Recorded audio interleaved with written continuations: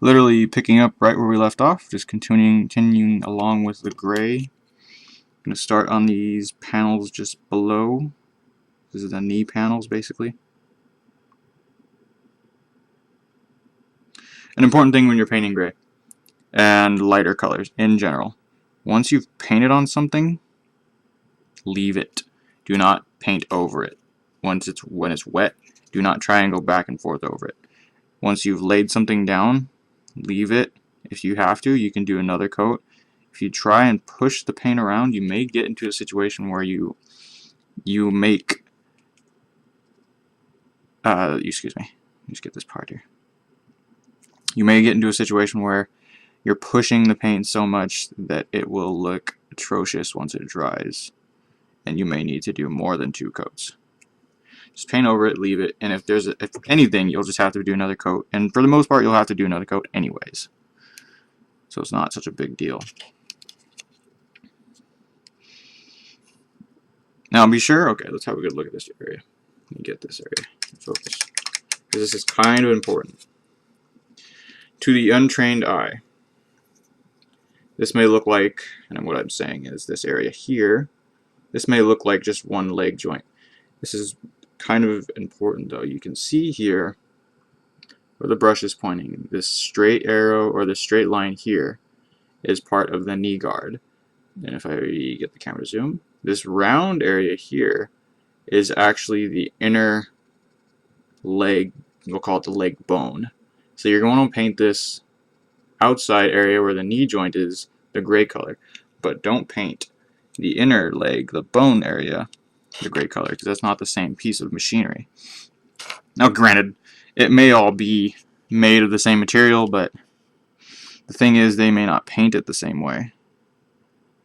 And to be honest, I mean, you're going to want to put as much variety in here as you can, so paint it 2 different colors. This is going to be, the bone area is going to be that silver color you've seen me paint a dozen times.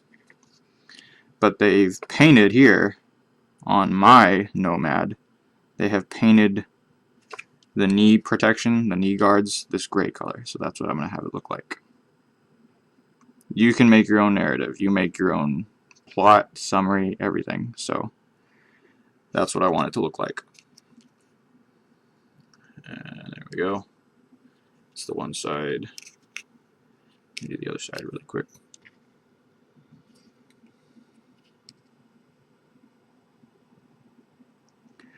Another thing that's important, getting back to the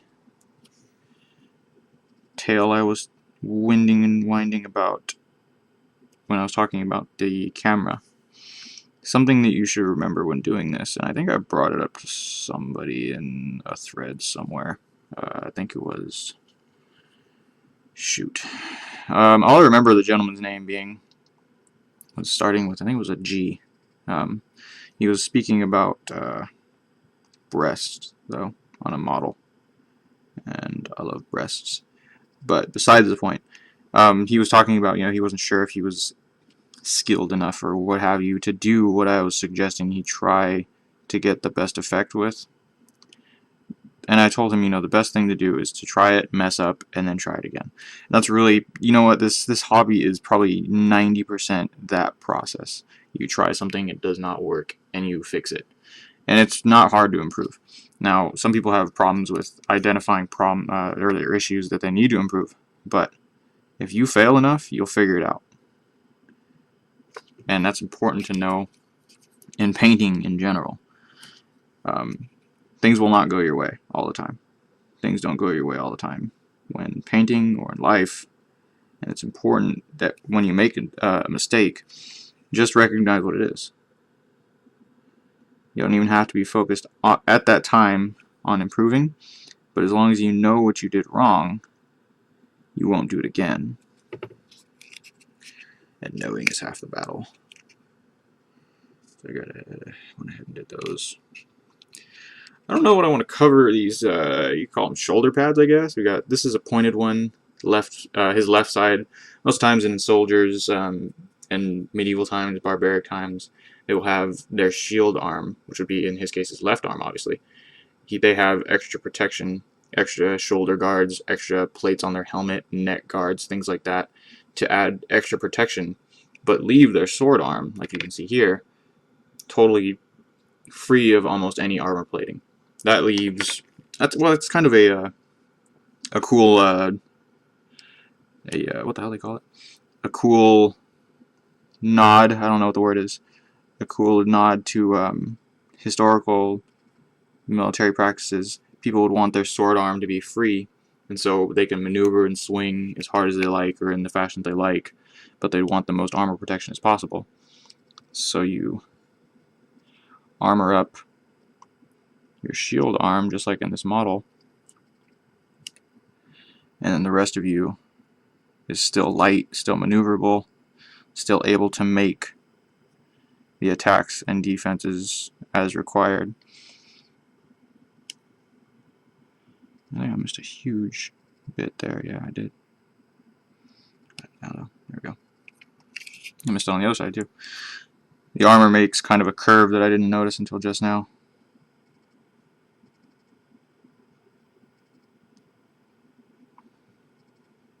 It's kind of late at night, so I might be saying stuff that doesn't make sense. I'm thinking back right now as I'm painting. I'm like, what word did I just use? I might be just saying a bunch of superfluous bullshit, but do know that I am trying to do it to keep you entertained while you sit here and watch me just doodle. I don't know if any of that was in the frame. Crap. Trying to keep this as interesting for you as possible. This is pretty basic stuff here. If you're new to this, really all this is brush control. Putting the brush where you want it to go and putting the paint where you want it to go. There's no rhyme or reason to this. I'm basically just picking out panels that I think I would want to be gray. That's basically it. I want this part of the metal to be painted in this machine's history, this color. We should get to the... There's tons and tons. This thing is full of silver. Gray is not actually the primary color in this. I was thinking that, I said that even earlier. The silver I'm looking at is going to be everywhere. This whole back part is going to be silver. This whole back bottom assembly is silver. So, I mean, it's looking more like gray is going to stand out more than the silver because there's going to be tons of silver on here. Once again, though, I think it's going to look great because it looks more half-assed.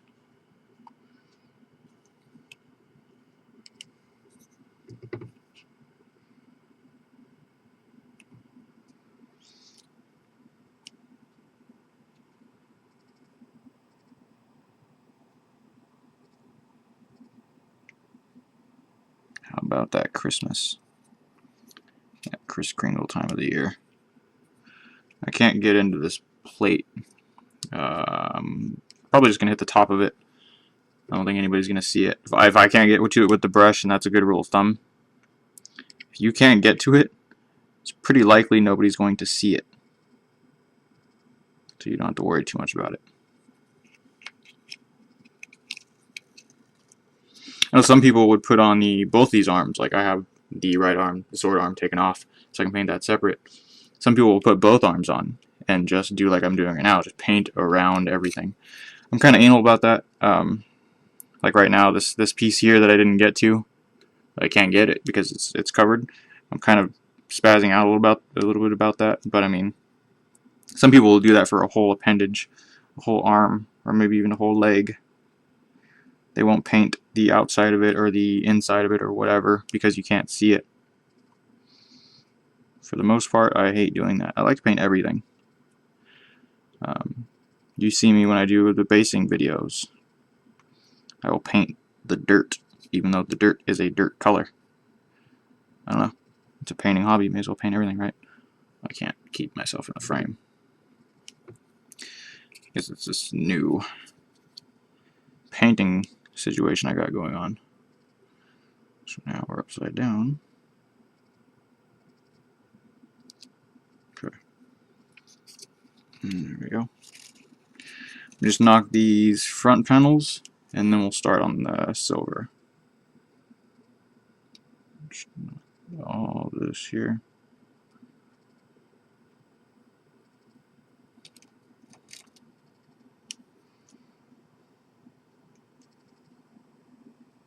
I don't actually think that's supposed to be gray. Who cares? I'll paint it gray anyway. It's my warjack. Do what I want.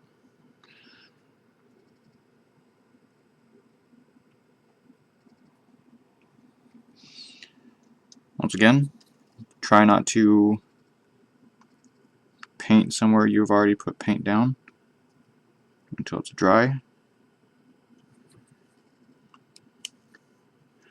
I have done this hobby for a while, as you can imagine, so I'm pretty comfortable doing it and not messing up for the most part. Oh, there's a big ass piece of something I don't need there. See this piece here? It's a big piece of metal that I did not get apparently when trimming for a flash. So I'm just going to scrape that off real gently. Some of the primer came off, but I mean, like I said, we're about to cover it anyway, so you should not have to worry too much about that.